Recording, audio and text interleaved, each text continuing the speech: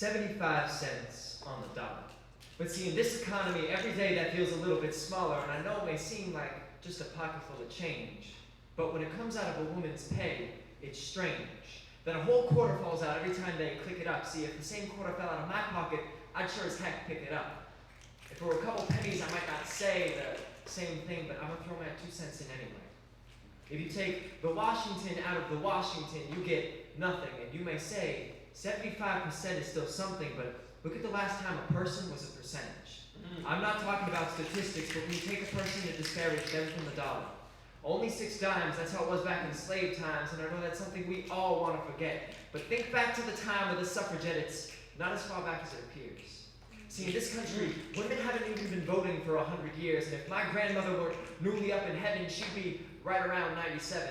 Of this earth, she was one of many long-time residents, so to say that she isn't worth 25 presidents would make Lincoln feel a little less linked in. And it seems like day by day this ship of equality is sinking, so I'm going to say something to keep this boat afloat and keep man on his toes. If I ever have a daughter, I want to name her Rose, after Rosie the Riveter. And I'm not sure if it's because of her spirit or if it's because she was knocking down John's wall 3/4 of a century before we were doing the John Wall. She showed us that muscle and strength are 2 different shows, which is why the name has got to be Rose. I mean, I like hope, but hope isn't good enough sometimes. So if you ever want to make 3/4 equal to 10 dimes, then something's got to change. Which is why if I could, I would rearrange gender roles, do a little recasting, and you can call it a play, but see, playing around is the last thing I would ever do with a poem. When it comes to people, you really got to get to know them before you say one is worth less than another. See, in my house, we didn't have no breadwinner, only a father and a mother, so I cringe every time I hear something like, she's just a housewife.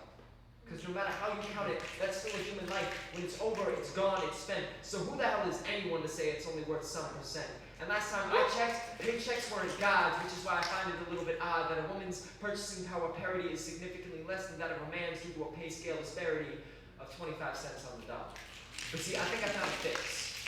There's this Bible verse. It comes from the book of Acts, verse 17:26. It states that God made all men of one blood and therefore equal. But see, y'all, the Bible has a sequel.